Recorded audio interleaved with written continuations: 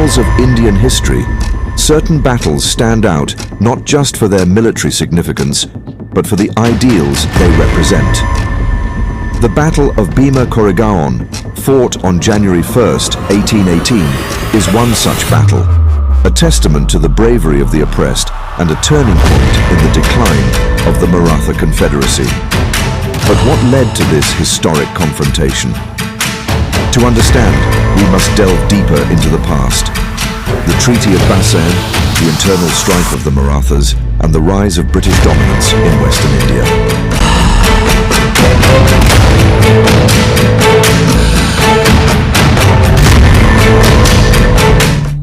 In 1802, a critical event marked the beginning of the end for the Maratha Confederacy, the signing of the Treaty of Bassein. Peshwa Baji Rao II, facing defeat at the hands of the Holkars, one of the Maratha chiefs, sought British support. The treaty granted the British significant control over Maratha territories in exchange for their protection. While this move ensured Baji Rao II's position as Peshwa, it also marked the erosion of Maratha sovereignty. By agreeing to the treaty, Baji Rao II effectively invited the British to interfere in Maratha affairs. This created resentment among the other Maratha chiefs, including the Scindias, Holkars and Bonsleys, who saw it as a betrayal of their independence. The seeds of internal discord were sown, and the once powerful Maratha Confederacy fractured further. The Maratha Confederacy was a coalition of powerful chieftains, but their unity was superficial. Factional rivalries and battles for supremacy weakened the empire. The Holkars and Scindias frequently clashed, while the Bonsleys and Gaikwads pursued their own interests. In this chaos, Peshwa Baji Rao II emerged as a divisive figure. Baji Rao II, known for his ineffectiveness and reliance on the British, alienated his allies further. His oppressive caste policies, especially against the Dalits, fueled resentment among the lower castes and weakened internal cohesion. The British exploited these divisions, defeating the Marathas in successive battles during the Second Anglo-Maratha War, 1803 to 1805, and consolidating their control over Western India. Amidst this turmoil, a community that had long been marginalized under the Peshwas found an unlikely ally in the British. The Mahars, an oppressed Dalit caste, faced systemic discrimination under Peshwa rule. Denied basic rights and subjected to humiliation, they were forced to endure inhumane conditions. Dr. B.R. Ambedkar, in his critique of the Peshwa regime, vividly described the plight of the untouchables. Under the rule of the Peshwas in the Maratha country, the untouchable was not allowed to use the public streets if a Hindu was coming along, lest he should pollute the Hindu by his shadow. The untouchable was required to have a black thread either on his wrist or in his neck as a sign or a mark to prevent the Hindu from getting themselves polluted by his touch through mistake. In Pune, the capital of the Peshwa, the untouchable was required to carry, strung from his waist, a broom to sweep away from behind the dust he treaded on, lest a Hindu walking on the same should be polluted.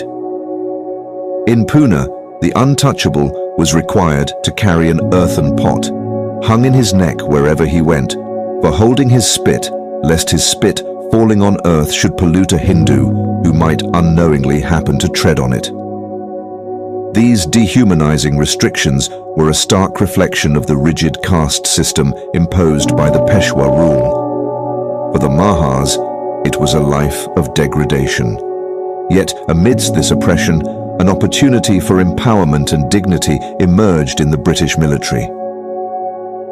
Although Baji Rao II initially relied on the British to secure his position, his resentment against their growing dominance led him to secretly prepare for war. By 1817, the Peshwa began resisting the Treaty of Bassein, rallying Maratha chieftains to his cause and amassing a formidable army. He sought to restore Maratha sovereignty and drive the British out of Western India. However, the British had established an extensive network of spies and agents who uncovered the Peshwa's plans. Forewarned of his intentions, the British prepared for conflict, leading to a series of confrontations that culminated in the historic Battle of Bhima Koregaon. On the night of December 31st, 1817, Captain Staunton's detachment was rushed from Sirur to help reinforce the Pune garrison. Marching throughout the night, covering 27 miles, they arrived at Koregaon early on the morning of January 1st, 1818. As they approached the area, they were met with a frightening sight. The formidable Maratha horse, one of the most renowned cavalry forces in India. Staunton had barely finished preparing his defenses when 3 detachments of the Peshwa's infantry, each about 600 strong, advanced simultaneously from 3 directions. These forces were supported by 2 guns and a continuous barrage of rockets. Despite the gallant efforts of the Pune irregular horse, the British forces were quickly encircled by the Maratha cavalry and infantry, cutting off all access to the river. The assaulting parties pressed forward, capturing strong, commanding positions that were nearly impossible to dislodge. Despite being heavily outnumbered, the British and their Indian sepoy allies, many of them Mahars, fought with unwavering resolve. There was severe hand-to-hand combat for every house, hut, and street, and the British were suffering heavy losses. But they would not surrender. Captain Staunton ordered his men to fight to the last man, to the last bullet. The Mahars, showing incredible courage, held their ground tenaciously, battling with all their might against hopeless odds. As the day wore on, the British found themselves in a desperate situation, surrounded on all sides by the Peshwa's forces, led by the skilled and determined General Gokhale. For 12 hours, the soldiers, including the valiant Mahars, fought without food or water. They endured relentless assaults, defending every inch of ground against the overwhelming might of the Maratha cavalry and infantry. The Mahars, who had long been denied dignity under Peshwa rule, fought with unmatched courage, determined to prove their worth on the battlefield. By evening, the British force was on the verge of collapse. Yet, their resolute defense had inflicted heavy casualties on the Peshwa's army. Recognizing the futility of further losses, General Gokhale ordered his troops to retreat.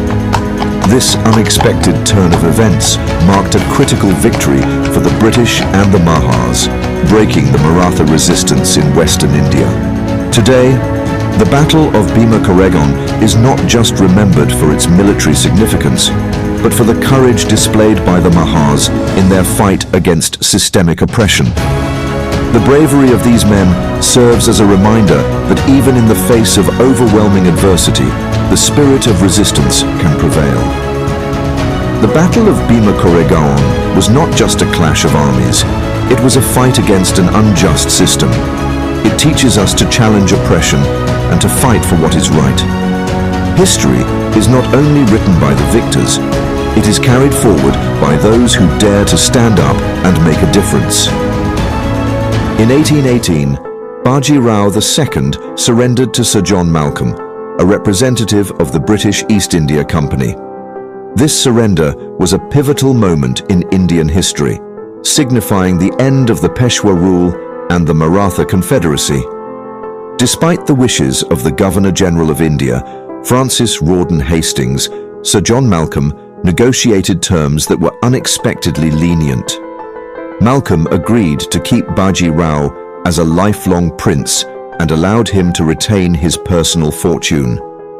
The pension granted to Baji Rao II was truly extraordinary.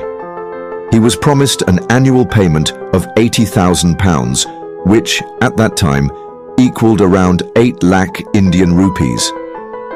To put this into perspective, the average income of an Indian laborer or soldier at the time was just a few rupees per month. With such a vast sum, Baji Rao II could afford an opulent lifestyle, even in exile. In return, Baji Rao II agreed to live in a location assigned by the British away from his homeland of Pune. He also accepted the condition that he would never return to his homeland again. This marked the end of the Peshwa dynasty and a significant step in the consolidation of British control over India. Baji Rao II spent the rest of his life in relative comfort.